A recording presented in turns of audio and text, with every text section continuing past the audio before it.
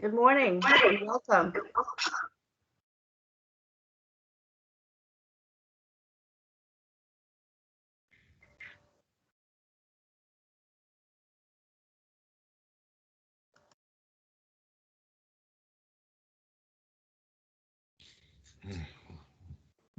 Good morning.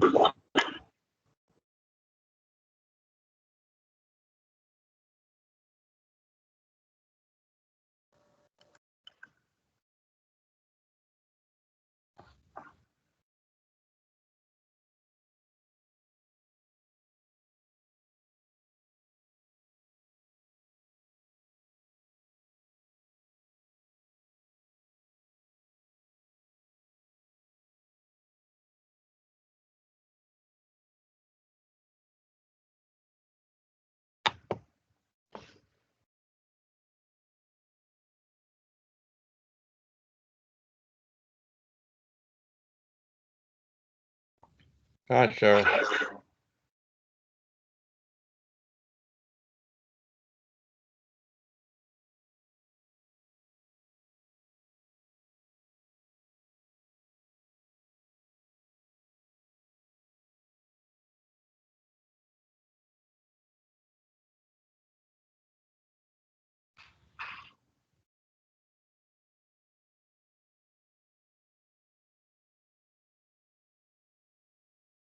Okay. And we'll give it another 2 minutes and then we will move forward. Okay.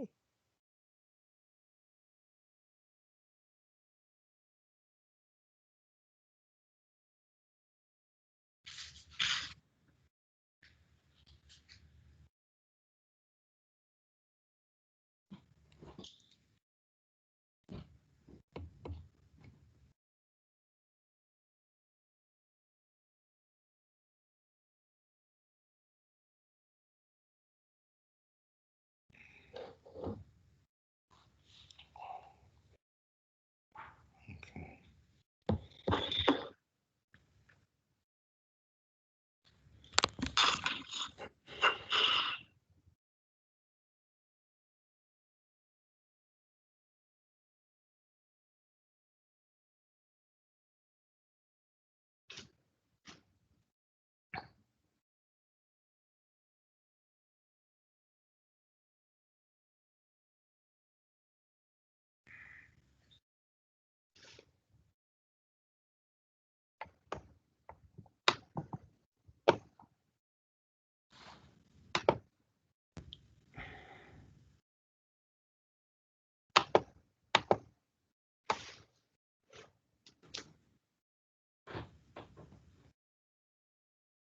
And we shall begin. Good morning, everyone. I hope everybody's doing well. This is Terrence Clark. As you should know, I'm the president and CEO of the New York, New Jersey Minority Supply Development Council. And, on behalf of the council, first of all, I want to thank both of you for your participation this morning. Number one. Number two, this is part of a series of information that, our council provides, which we think is extremely important as you're looking for the continued growth and development of your business. We deal with things in the private sector. A number of our corporate members are in that sector. We also have a number of clients and constituents who have interest in the public sector. So whether it's local or state, we have relationships, as many of you know, with the state of New York, the city of New York, and the state of New Jersey. But today we're talking about probably the largest market and the market that can be, very lucrative and very confusing at the same time. And that's the federal market. Um, you hear a lot about how do I do business with the federal government. And the federal government is the largest procurer of goods and services, certainly in this country. Um, just a little bit of background, years ago, I won't say how many years ago, I used to work for the federal government. So I'm very well aware of a lot of procurement issues and opportunities that are available. So today we have two of our colleagues that are going to provide you some information and give you that insight on how to win Remember, the word is win. How to win in the federal marketplace. So we're pleased today to have Judy Bradt, who is the CEO of Summit Insights. She serves as a strategic advisor on government business for established companies, an expert author, speaker, consultant. She brings tips, strategies, and insights to smooth the way when you offer innovative solutions to government buyers. And we also have with us Eileen Kent. Eileen is the president of Custom Keynotes. She serves her clients as a Federal Services Sherpa. She has trained more than 10,000 federal sales executives and brings her experience as a government employee uh, to every session. And these are two young ladies that you really, really need to listen to and take notes, because there are opportunities in the private sector. They can be a little more difficult, but there is this government entity called the federal government that you need to take a look at. You obviously have an interest in, and they're going to provide you some information on how you get through and learn some of the nuances that you need to know to be able to do business federally. Ladies, good morning. Good morning. Terrence, thank you so much for inviting us. We are honored to spend time with the New York, New Jersey Minority Suppliers Development Council.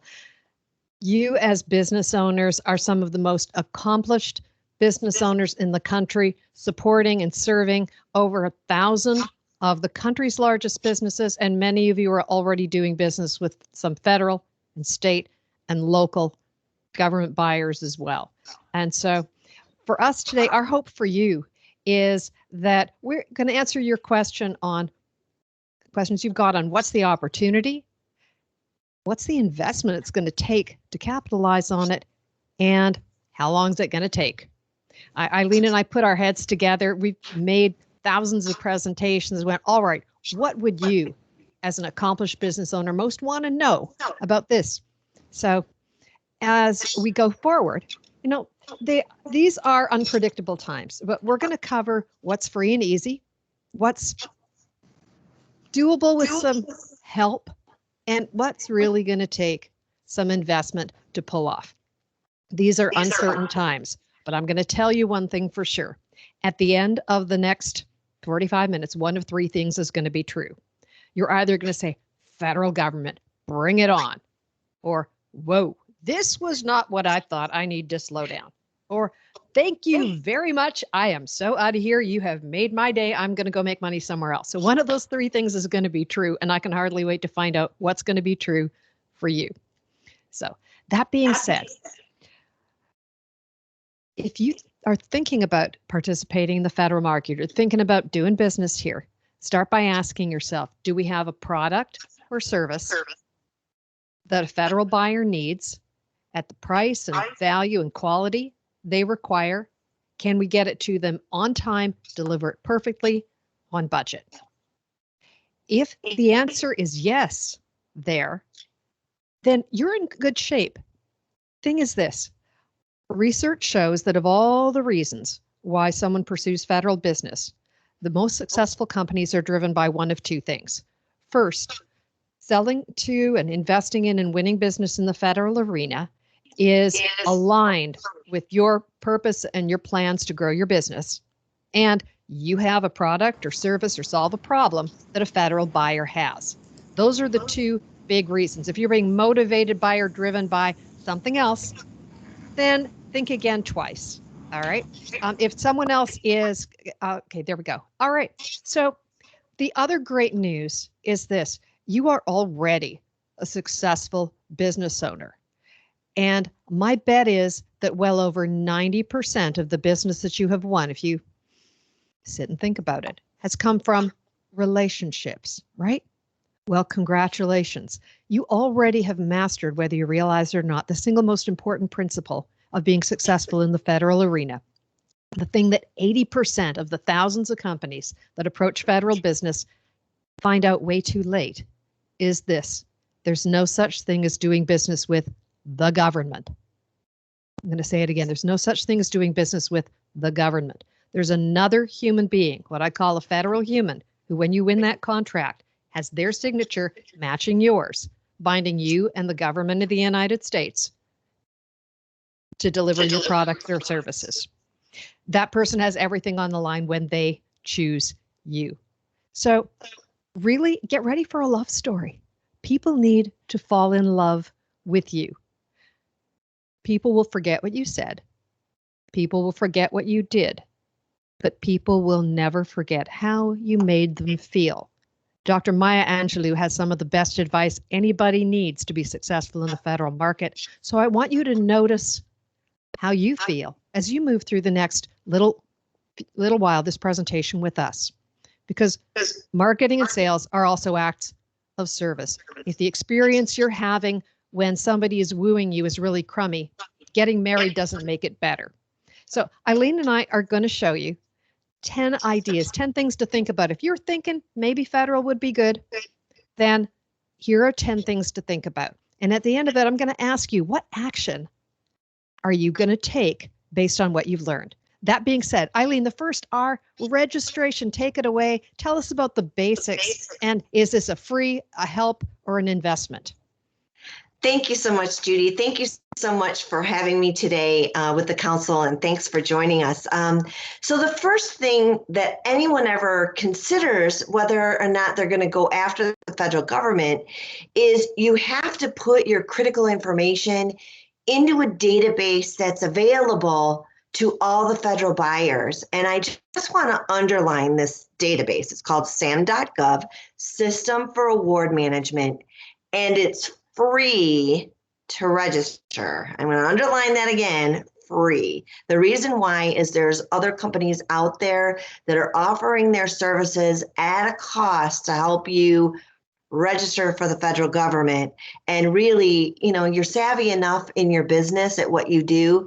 It's not that difficult to register at sam.gov. And there's free resources called Procurement Technical Assistance Centers, PTACs, Procurement Technical Assistance Centers, that are really good at helping companies fill out their registration on sam.gov. That's what they're best at. They actually have, they get their funding from their state and local governments, as well as the DOD, to help you with this. Now, sam.gov is a place where you would be putting in your basic information, which means you'd have to probably prepare a little bit of information before you put yours in there. So just some couple basic tips that you need to have available to you. You need your DUNS number. You need a general idea of your North American Industry Classification Code, which typically is what you put on your taxes. There's other codes you can put in, but at least your primary one needs to go in there. You need your banking information and your business person at your bank, their information in SAM. Also, how you would get paid into SAM. All this information is going to be back office stuff that they can use to pay you and to find you. But there's another little thing in there. There's some certs and reps that you're going to have to say yes and no to, that the PTAC's really good at helping you answer those questions for free. And you're going to fill out this format. It's about 12 to 13 pages of information you're going to fill in.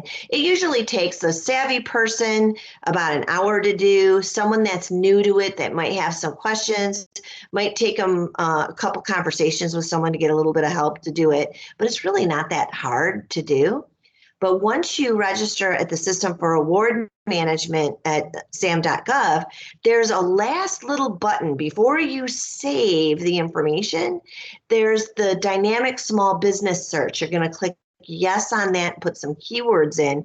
So because the SBA has this site where all your information you put into SAM goes over into the dynamic small business search, and all that populates over, as well as some keyword searches. A lot of small business officers like to use that system to find you, but let me just tell you that it doesn't typically happen. It's kind of like being in a system at the DMV that you have a license, basically, that you exist, but you still need to go out there and drive a little bit. Now, the SBA has some great services to help you get certified for minority-owned small business, woman-owned small business, disabled veteran business. There's some certifications that you can get, but the SBA will help you with that. That's also with no extra cost if you work with your local SBA office in your backyard. There's also a website called usa.gov that can kind of get you to some of the agency information. So all of this information is free and you can register and get your information in there. But remember that it's stagnant, it sits there, it's not selling for you. It's just a place to say, yes, I checked that box. So registration is free. It takes a little time, but it's not that difficult. Judy? Right on, Eileen. And you probably have had the experience. If someone else is not on headphones, if you could flip over to headphones, that'd be great. The experience you've had as a minority business enterprise is going to parallel the experience you have with how useful is your certification in the federal market. It opens the door, but you've got to build the relationships if you want to be successful. So I call registration a necessary but not sufficient condition to win. Eileen, talk to us a little bit about readiness. And I want to preface this by saying Eileen has trained over 10,000 people, including federal contracting officers and agency employees, in what it takes to have successful vendor government relationships. There's a lot you need to learn, and this is one of those aspects that will take some investment. What are some of the things somebody can expect to invest in training their team up that if they want to be successful? Perfect. So when we say readiness, you've already been successful in the commercial marketplace, and you might have some great salespeople, proposal writing people, accountants, delivery, all that's set in place, but there might be some nuances in the federal government that your team might need to learn, or you might need to add some additional resources or people or experts as consultants, or you might need to hire a couple of people to be able to create a federal sales team that's going to be able to handle sales, doing outreach, writing proposals that are compliant, being able to bill the government properly, and also needing that HR support side of things because you're hiring the right people. It depends on your business. For example, if you're putting people on site, you might have to have certain clearances for those people, background checks and certifications for your people. So this is where the readiness in order to get out there, put your people out there, it's going to take either training your current team to move over into the marketplace. I was selling in the commercial marketplace for 17 years before September 11th happened, and I was sent on the Lewis and Clark expedition to sell to the federal government. I was literally thrown out in the field on behalf of my company to go make it happen. And so it took me about a year of stumbling around to figure the whole thing out. And really, I got to tell you, you want to save time and money, get training from experts that can either train up your team or help you hire the right people. But as an owner, manager, executive, you also need to know the terminology, the legalese, the responsibility. You need to wrap your head around this as well, because no matter how good your salespeople are, or how good your proposal team is, or how excellent your project management team is out in the field, you're ultimately responsible for the delivery and the success of this. So learning along with them is the best way for you to go along with them. This is going to take a bit of an investment. It's going to take a bit of time, but knowing the language, knowing the processes, and understanding what your team is going through as they're in the field, learning it together is probably the best way to approach this. So readiness can start with training the team, doing some, key database analysis, and also building a plan around who is the best people to reach out to, but also pulling together the right consultants. And I'm not here to sell what Judy and I have to offer today, but we know a lot of people, and depending on what your situation is, there's people that can plug into your business to help you be faster, smarter, more efficient. or you can hire people full time. But being ready to hit the field and be smart about that field, there is going to be a bit of investment, but it depends on the type of business you're in before we put an actual dollar or time element on that. But there will be investment in getting ready to hit the field. Judy? I got nothing to add. You said it perfectly. You're going to spend time and you're going to spend money. All you get to choose is the mix. One more time. You're going to spend time and you're going to spend money. All you get to choose is the mix. Now, if you've built your business on selling to the private sector or to large corporations, there's a lot you wish you would know about how they do business, how much they buy, who they're buying from. The cool thing about doing business with the federal government of the United States is that the federal government publishes over 300 pieces of information about every single contract transaction based on a purchase they expect to be worth more than $10,000. Now imagine having all of that stuff available for free at your fingertips. It's mind-blowing. The good news is it's all online. The bad news is it's all online. Relax. With a small investment of a mix of time and money, there's lots of do-it-yourself tools and help to figure out pulling that data and helping you make a confident choice based on hard data of who buys what you do, how they buy, how much they buy, who they're buying from in your neighborhood. So you can sort out, what do I do better? What do I do that complements the people that we're already in love with? Where can I concentrate? One of the best stories I had was really in the earlier days of running my business, which I launched in 2003 after 15 years of working for the Canadian government. I was talking to Neil Wilson. Neil was an aquifer engineer, a veteran in Florida. And Neil was distressed. He said, I've gone over to Alabama and Florida and Georgia and Louisiana, and they say, oh, we love service disabled veterans. We have to do business with veterans. I spent $65,000. I got nothing. That was my money for the whole year. What am I going to do? I said, Neil, breathe. Let's take a look. Look at the data. Right close to you, you've got 3 Veterans Affairs medical centers, Kennedy Space Flight Center, Jacksonville Naval Air Station. Let's take the business cards for those people and set all the rest of them aside. And let's dig in and get to know some people there. You spread yourself a mile wide and an inch deep, and nobody knows you're alive or even cares.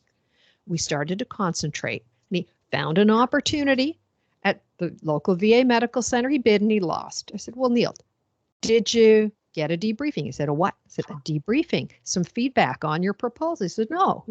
He went back and said, oh, they said they really liked my proposal. There were just some new things that we needed to learn, and they wanted me to bid another thing. He bid that one. He won. That's what focus buys you. So being able to have the data and focus means you're going to be able to develop relationships with what we call the players at all the layers. And that makes all the difference to get traction, because this is not a mechanical process. You're building relationships with people, and you can only do that when you focus on places where you can get to know folks. The great news is New York, New Jersey, the federal government spends a ton of money there. There are literally thousands of people there who might need what you do. So that's an investment, but it's a critical one. We've just talked about relationships. There are players at 5 different layers. And so when you see some kind of opportunity that lands in your inbox or a well-meaning person sends you, you've got less than 30 days to go before bid time. You don't know the buyer, and you don't know the budget, and you don't know the incumbent, and you don't know the history. Your odds of winning are in the single digits. The most valuable thing you can do is take a step back, go, who's this person?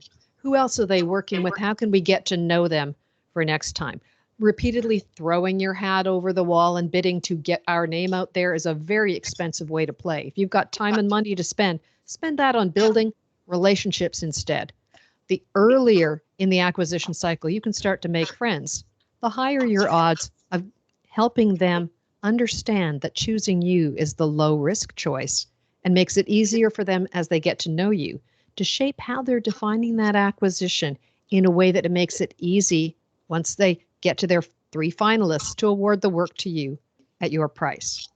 If this is just kind of making your spider sense tingle, that's all it's supposed to do right now. The art of learning this is my profession. It's Eileen's profession and what we love to do. But this is a learnable art. Building human connections. The great news is this is something you've done for your whole life. This is getting to know people, having them fall in love with you, with your integrity, with your expertise, with how you're going to help them succeed. So this is a really wonderful place that people gloss over because honestly, we're all afraid of picking up the phone. We're business owners. Nobody's ever said no to us before. They're going to say no and no and no, and eventually they're going to say now. I'm going to talk for a moment about resilience.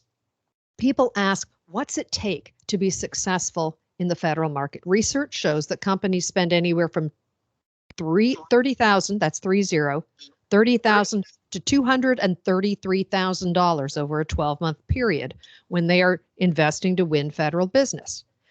Now that's a range. It's just an ad. Those are average numbers. How much you're going to spend depends in part on how accomplished your company is, what region you're in, what product or service you're offering. But understand that your buyers are also playing a long game. They've been buying products or services similar to yours for many years. They've got suppliers they know and like and trust. It's going to take time to develop relationships and get to know them, which is again why focus is your friend. There's only so many places you can start to develop relationships. You really, as you're developing relationships, have to keep in mind it can take anywhere from 15 to 30 instances of contact, what Eileen calls impressions or animations, from contact to contract. And with each person, you're going to work to find the sweet spot between apathy and pestilence, between, oh, we called them last month, is it too soon? And do you want some? Do you want some? Do you want some? Do you want some? It's really personal. It's really individual.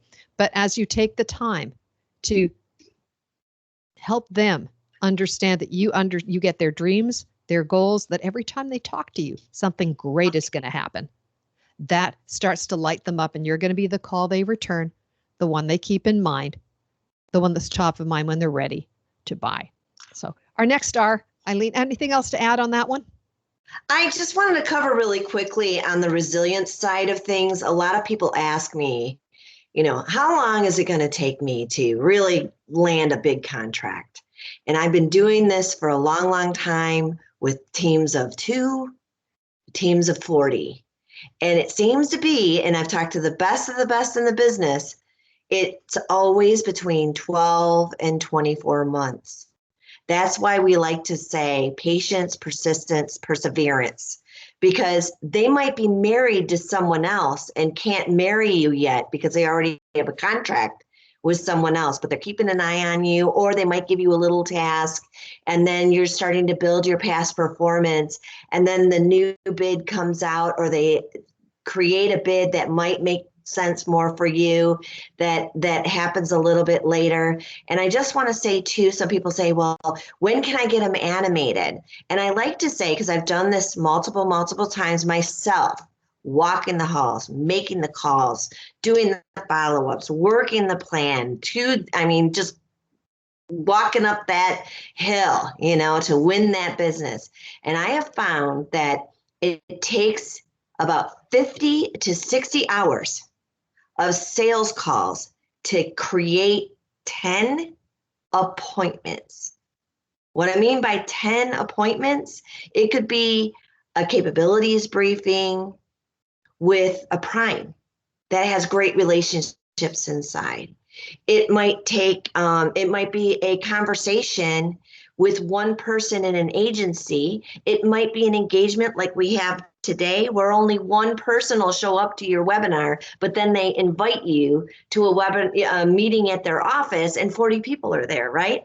But my average has been 50 to 60 hours to get 10 appointments. So are you going to spend 2 hours a week making sales calls? That's going to be 6 months.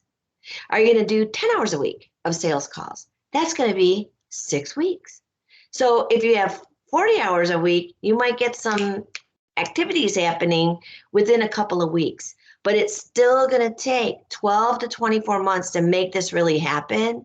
And our hope for you is that if you look at the data, which Judy was talking about a little bit earlier, you do your research, you'll be more pinpointed toward the agencies that buy what you sell, saving some of that precious time and focusing on those agencies that buy what you sell. So you can put those 50 to 60 hours with the right people at the right agencies at the right timing. So I just want to kind of throw that in on the resilience is stand behind your salespeople and give them the time that they need to build these great relationships.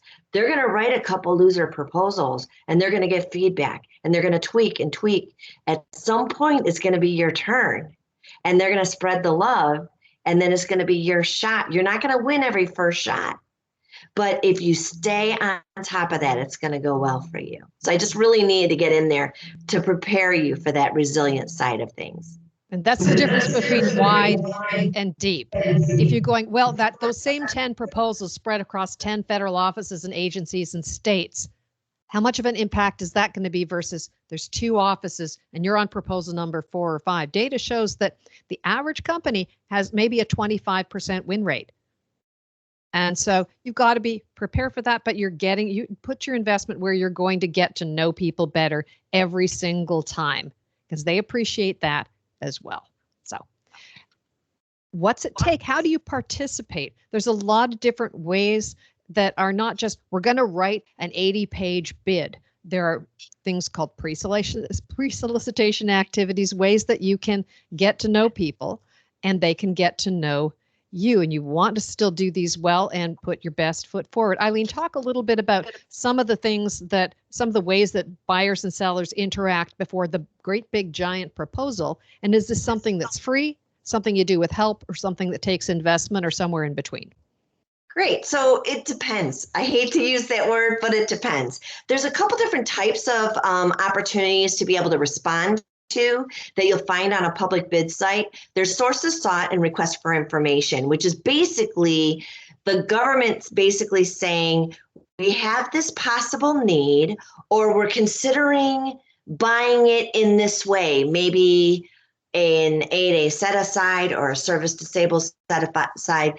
Ali oxen free, anybody out there that does this kind of work, that fits this kind of need, they put it out there. Now, if it's out there and it's out there for a month or two, they're basically gathering information from the marketplace to put into a file to tell the world that they looked, right? And they're considering and they're gathering their small business information so they can show the SBA they tried or that they've considered small. Now, they're bringing this information in and you're thinking about, well, should I respond to that, right? Now, sources sought and RFIs are pretty easy. They're only about 10, 12 pages. You send something in. I have a little saying for that. Show them your candy. Don't spill it. So what I mean by that is if they ask you a specific question to solve a problem in a sources sought, basically they're asking industry to solve a question that they're trying to solve that they're probably not going to buy. They're going to incorporate that and fix the thing they need to fix. So I always say, stick to your capabilities, what you're able to do.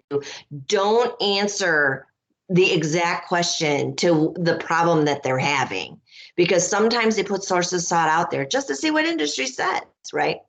But they're good to respond because they're not really difficult to do. They're quick, they're easy, 8-10 hours tops, right? They're an investment of your time, right? But if they call you and they say, you know what, I need you to come in and walk my space and take a look at my situation here, see what my needs are. I need to create a level of specification, or I have a problem. I need some expertise. I need to get an idea of what kind of background a person that I would need to, fill this need. There might be some quotations, some ideas of what they're looking for. You're starting to help them with a scope. That's before any bid comes out. They're just having a conversation with you. They realize you're an expert and they're starting to frame out a need. That's worth the time to me because it's just you and the client having this conversation about their need. And you're basically creating a white paper, creating an outline. But if they ask you for some numbers and they say, well, we're looking at this for our budget. Now, that's probably not going to happen for a couple months to a year for the actual deal, but you're helping them create a frame for a budget, right? You're having early conversations with them. But once a bid hits the street and you haven't heard from them before, you saw it for the first time, public bids are very intensive. They're very difficult to do. My hope for you is that you already had these conversations with them for the last 6 months. You already were the ones that built the specifications or talked to them about the framing, or are they limited to a number of contractors and they invited them personally. When we start to get to that point and everything goes on shutdown and no one's talking to you, but you know everybody, you have a shot. But if you don't know anybody and you were surprised by the proposal, probably not a good idea to bid on it. And you might want to incorporate a bid, no bid process. Now, if you were the one that kind of got everything going and you're writing the actual proposal, the proposals you write a defensive proposal on why you over everybody else, with the idea of you already know who the incumbent is, you already know who the competitors are, you know where to price, you know what they want. I call it baking the cake. You know what cake they want. You know the occasion. You know how many pieces. You know if there's allergies, right? You know everything about it. You're not just guessing, right? So when you write that proposal, it better be something they can defend when they pick you.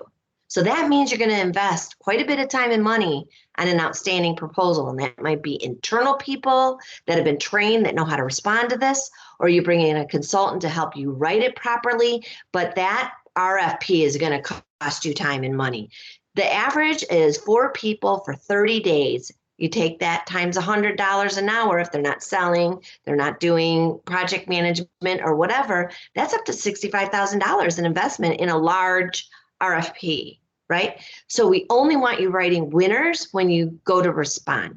And of course, when you win it, you're going to be able to be that safe bet, and you're going to commit to delivering perfectly on time and getting these incredible referrals, future business, modifications. That's the goal. Only writing winners. Right on, Eileen. And if you don't have time to learn about your federal buyer, then they sure as heck do not have time to learn about you. Some folks complain that the sources sought are really time consuming. It is still a way for the buyers to get to know you, to see your very best, to get a sense of how you do anything is how you do everything. And they're going to be able to see, do you follow instructions? Do you pay attention to what we say we're asking? Do you read the mail? Can you answer the questions? These are basic trust building things that participating in pre-solicitation gives you the chance to build trust with them. By submitting to these kinds of pre-solicitation activities, you're also leaving yourself open for being able to call and make follow-ups, do the dance. So this is all what this is about. If your company, if your team is getting annoyed and frustrated that there weren't opportunities set aside for a business like yours, and you don't participate in requests for information, which is part of the market research they do, then that's like getting upset about who won the election when you didn't bother to vote. Enough said. Eileen, talk about compliance and reporting. Why does that matter? How is that important for building trust? So making sure that you have everything up to date. For example, we talked about your system for award management record. Every year it needs to be updated. And it's really easy to do. It takes like 5 minutes. But you need to let your customer know that you're always in SAM and active. That's an easy 5-minute thing. That all your records at the SBA in terms of your 8A status or your minority or woman-owned status or whatever your status might be, all those records are up to date. Be ready in case you have a certain contract vehicle or you're doing business with the military. The DCMA might do an audit to make sure your rates are good. There's also, if you're considered a large business in your business, you need to do a percentage of small business set aside and have a small business plan that you're doing a certain percentage along with small businesses, and also doing your proper reports at the agency level and compliance. They like to work with companies that are a safe bet. And when you're a safe bet and you're following protocol and you're following the rules, they're going to invite you back over and over again. And they're going to be able to justify why they picked you over and over again, because you know their processes, their procedures, their compliance reports, you're on time, you're always in front of that stuff. And once again, if you don't have the expertise on the inside, there's also lots of people out there that can help make sure the back office side of things in your business is running properly. So there's always resources for that if you don't have someone on the inside to do it too. Enough said. Even something as basic as making sure that the name of your company on your marketing material is identical to the name that you're registered in the system for award management is critical. I've talked to many contracting officers who go and search on, especially in, say, IT. Andrew, I see that your company is in IT, for example. The basic fungibility, the swap or similarity of the names of companies in the technology industry are really similar. And if they don't find you on the first search, they're gone. So precision. Do you take care about the small things? That shows up in your reporting, shows them that you're the low risk choice. Their risk tentacles go up real fast. They'll move on. And so at the end of the day, you've got to ask for engagement. I don't even want to say ask for the business, but ask for the next step. So request is another word. We put these in terms of ours, but I talk about engagement. I talk about the concept of micro engagement, not even micro purchase, but what small step can you invite them to take with you that moves both of you toward your goals? And so how are you bringing value? How can the two of you have another conversation, another meeting, another engagement? Your win is to keep getting invited back. In some ways, sales and marketing are the arts of continually renewing consent to stay in that relationship. Eileen, talk a little bit about the request. And is this something that is free, takes investment, or you can do well with help? So the request, I mean, there's so many things you can do in terms of, I look at going after federal opportunities as more of an investigative reporter rather than a salesperson. I don't know if you're the right person. Maybe you can point me in the right direction, is a really simple opening line to anybody in the government, because they actually work for you. So if they can't help you or they're not the person, you're giving them an out and you're inviting them to tell you who is. Now, the other thing too is if they say, well, I am the person, and the first thing I would say is, tell me a little bit about your role. Tell me about how I can help you, with market research, with resources in the industry of people that I know. So I always try to connect with them on LinkedIn. I try to let them know that I know everybody. So please let me know what your situation is, whether I get to do business with you or not. I'm more than happy to find them for you. I want to be your first phone call when you're struggling with something. I want to be your help. So I'm already giving, and then they come back with, well, you're willing to help me. How can I help you? And that's where I come back with, I would really love to have the opportunity to do a capabilities briefing with your project team. And then when you're with their project team, I would love the opportunity to have an offline conversation. If you're struggling with a project and you need to talk to some of my subject matter experts, I can make that happen for you. So it's a give and take. You're asking. And if someone just says to me, I have no interest in working with you. I don't need to do business with you. I don't want to do work with your type of company. I'll come back with, well, obviously, you know a lot about what I do. Do you know who might? And they might say, actually, I do.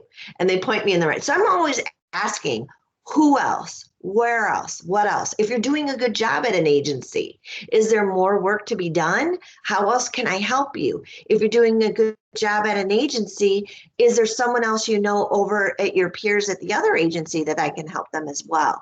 Because sometimes they keep you as their best kept secret, and they forget that you're also there to build your business, your book of business. So you're constantly asking, you're kind of doing the rinse and repeat of, the shampoo bottle that says rinse and repeat, and that's where Judy and I, the last 2 R's is every time you're doing a good job, constantly ask, who else, what else, where else?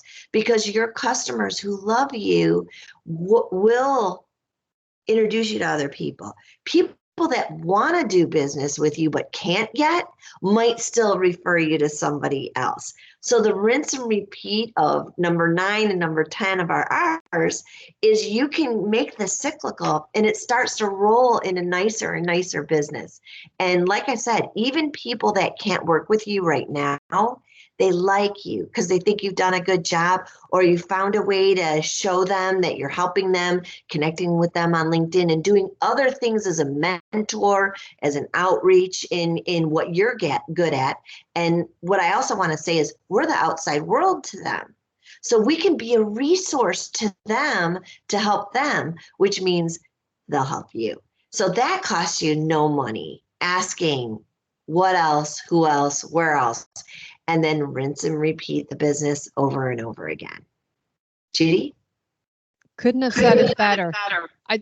In listening to the things that you're sharing, the experience that Eileen and I have had, me with over 33 years and working with over 10,000 companies, is that there are 4 things that people do when they're successful in the federal market. And these are things that if you're going to move ahead, you're going to do whether you ever talk to me and Eileen again or not.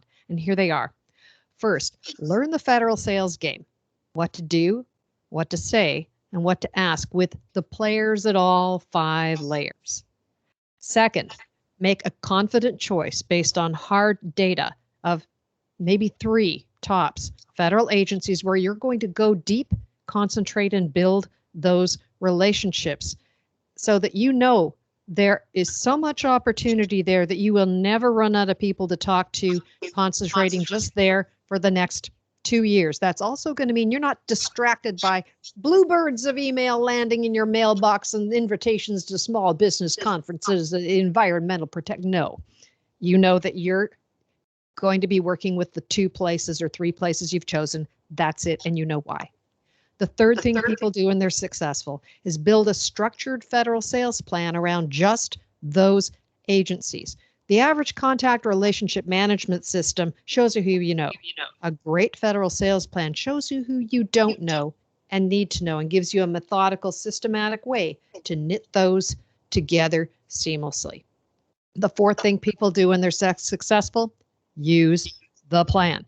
Eileen talked about 50 to 60 hours to get 10 appointments. Make the commitment and stay engaged. If you're not ready to make the commitment for the sake of Mike, just say, all right, not ready right now. Now I know what this takes. The following conditions have to be true for me to come and play. Let's take all this knowledge, put it on the shelf till I know that these conditions of engagement are right for my company, because otherwise it's going to eat away at your precious mind, space, and time. Nobody can afford that.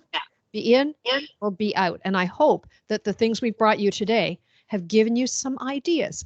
I said when I started that at the end of our chat, one of 3 things would be true. You'd either be going, federal, boy, I get it. This is my happy place. 2, whoa, this is not what I thought. I need to step back. Or thank you very much. I'm so out of here. I now know I don't want to be here. So I want to ask you, just drop it in the chat. Are you a 1? Yeah, baby. A 2, whoa. Or a 3, let me out of here. What's true for you right now? Just drop the number in the chat. I'm really curious. And as we wrap up, I would love to hear from you. We want to answer your questions, but we want to know, what action will you take based on what you've heard, what you've learned, what you're now thinking? We started out by talking about wooing, talking about building relationships. And the great advice that Maya Angelou gave all of us that applies for success in the federal arena: people will forget what you did. People will forget what you said, but people will never forget how you made them feel. One of the best experiences I ever had was in 2010 when I had made a presentation for the Women's Business Enterprise National Council, your sister organization, WeBank, parallels New York, New Jersey, MSDC. Melissa Mangold, CEO of Casco Manufacturing in Ohio and Cincinnati, said to me, you gave me information, but you gave me hope. I went, wow, how about that? So tell us a little, we'd love to answer your questions, and I'll leave our contact information here because we'd love to pick up the conversation with you.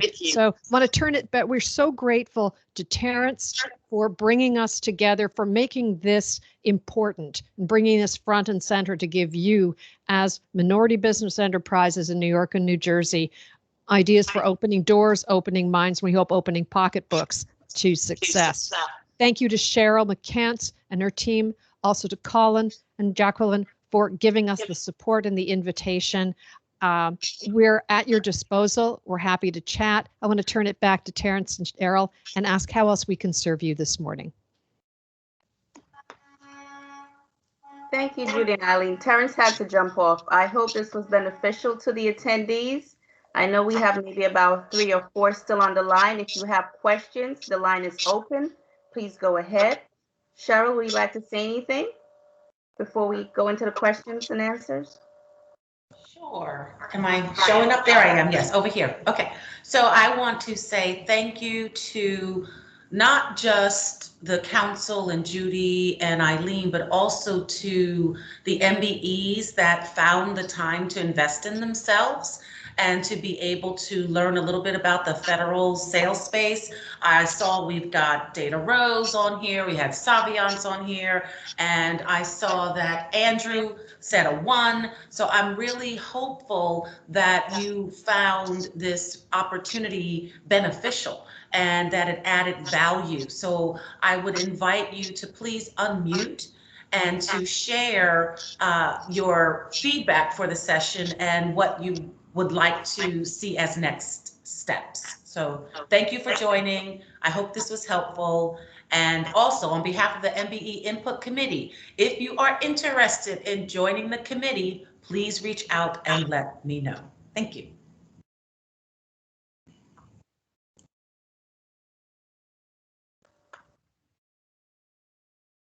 Andrew, Cheryl, or Gabby? Say one more time, Jackie. I was inviting the guests to Yes. give questions if they have or comments. Right. So Andrew, are you able to unmute yourself? Yeah, hi. No, hi guys, it's Andrew. Great presentation, really appreciated it. I think this was great. The steps are very logical to me for our business. We're very excited and interested about getting into this space.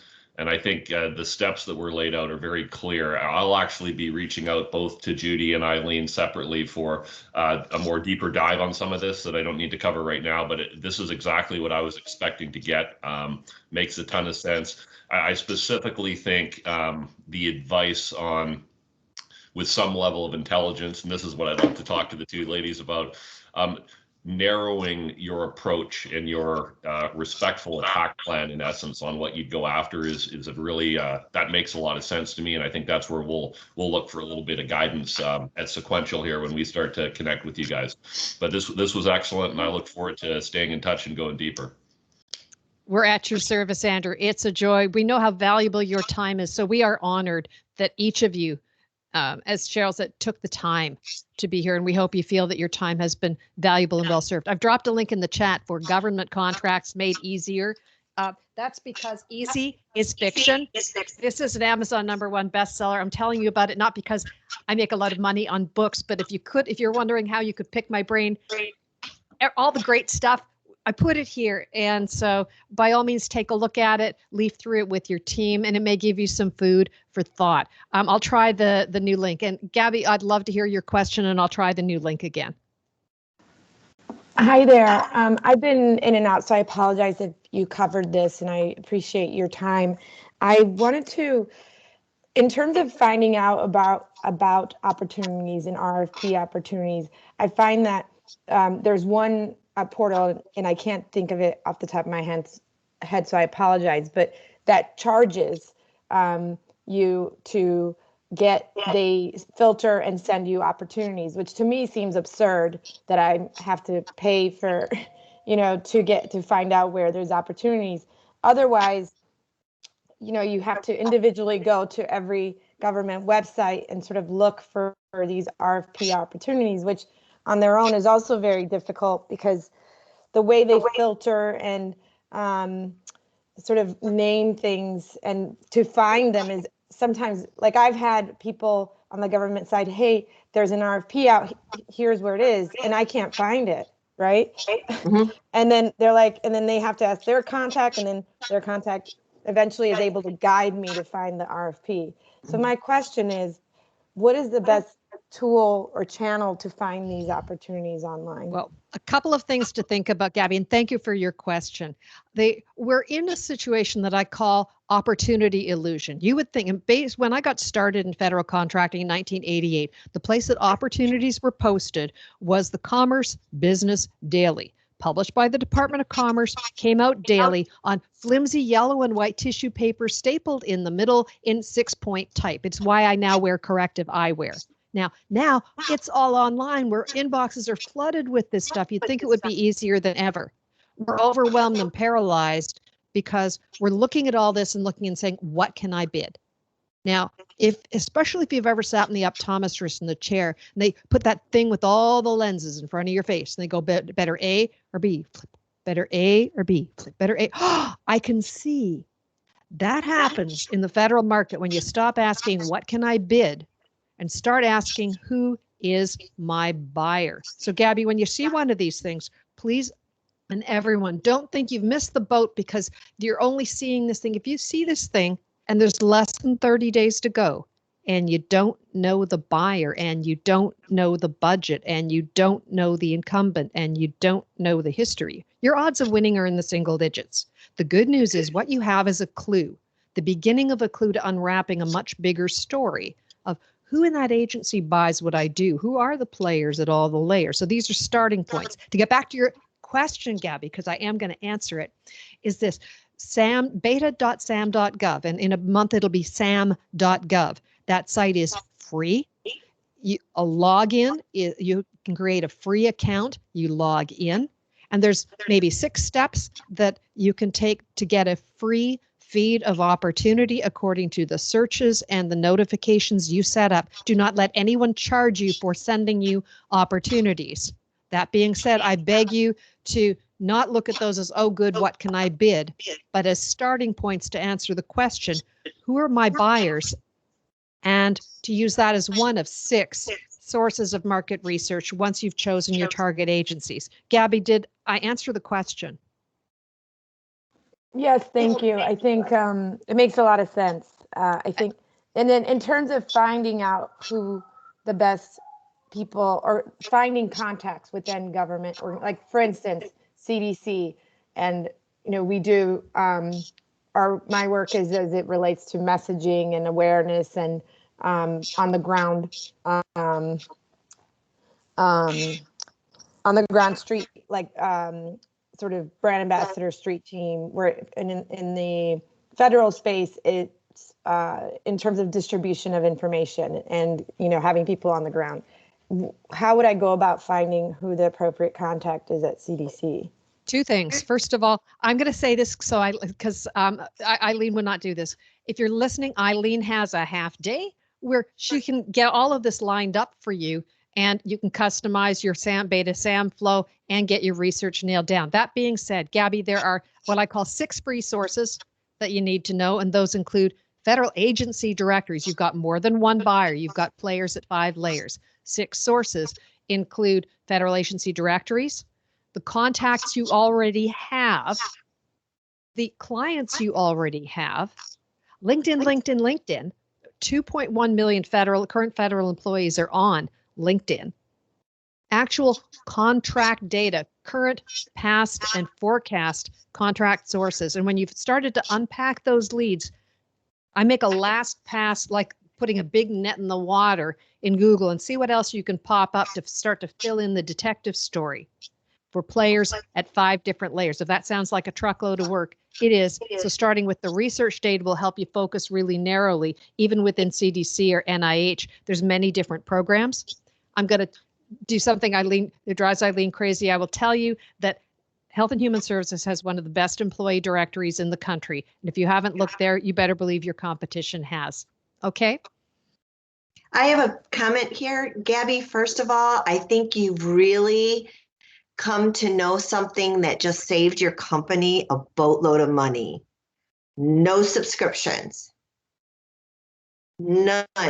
No, that's No really, more yeah. bid and lists. they entice you, and you're like, and what's crazy is that I'm led there by government websites. Right. So it's like, how are they promoting this subscription website? To me, feels wrong. Okay, let me just share with you that there's a government website that calls themselves SAM Help, FEMA Help, SAM Help Desk. That is not a government entity. It's a .org.com. It is a company that wants to collect money from you to send you bids that you can get your hands on for free. So let me just tell you, I don't want you standing in front of a fire hose of bids anymore. You need to do exactly what Judy said. Focus on the agency you want to develop relationships with people way before any bid hits the streets. And you're not going to spend late nights anymore on writing loser proposals that nobody knows you. Even if they invited you, you're probably going to be a file filler number 2 or 3. So we want you to make sure you're developing relationships on the ground with the right people in your backyard, in your expertise, where you're focused before you ever find a bid. And I'm hoping they send it to you privately or let you know where it is. And you knew it was coming months before it's coming, or it never hits the streets in the first place. So I just want to be clear. You just saved your company thousands of dollars in subscription services for bid blasting services that please don't sign up for. You don't need to spend money on that. No, I appreciate that. Do you mind if Fantastic. I have a follow-up question? I don't know what is it. Of course. Okay. So to understand both your services. So Eileen, if I wanted to, because it is a lot of work, and I respect people that I understand. Obviously, there's a reason you two are experts in what you do, because it is a very difficult space.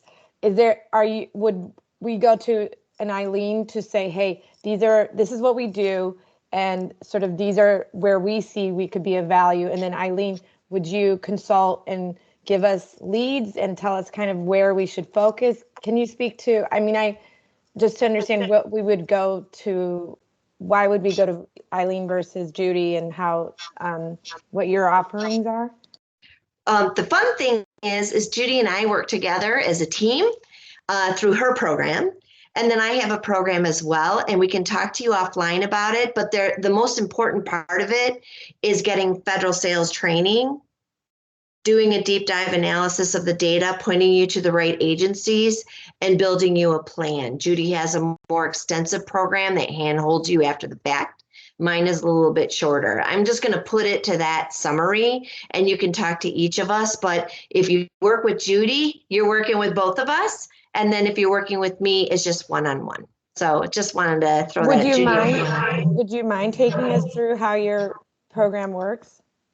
I think I want to be very cognizant of time. So I just want to ask Jacqueline, maybe that's something we can have a conversation, Gabby, privately.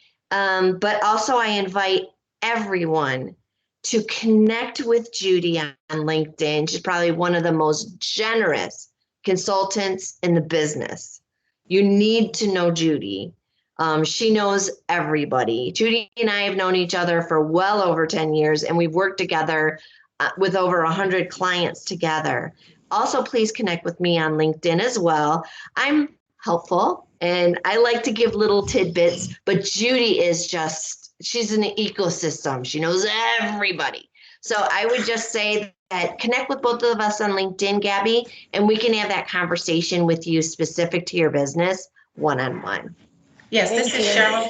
I was just going to jump in and say we want to respect everyone's time. It is 11:35, and I strongly recommend that everyone connect, follow up, and ask any questions, and thank you for coming. So Jackie, I'll Yes, let you I will close us provide out. the deck. Thank you, Cheryl. I will provide the deck of the presentation, and I'll provide the email address of the attendees to Judy and Eileen. So if anything, we all could follow up. Thank you all for your participation. Share a letter. I know you might have a question, but you could email it to us and we could share it with Judy, or you could email them directly. So thank you all. Have a wonderful spring day. Thank you. And don't forget, our BOE is coming up April 22nd and 23rd. So we look forward to seeing you there as well. Have a great day. Thank you. Bye-bye.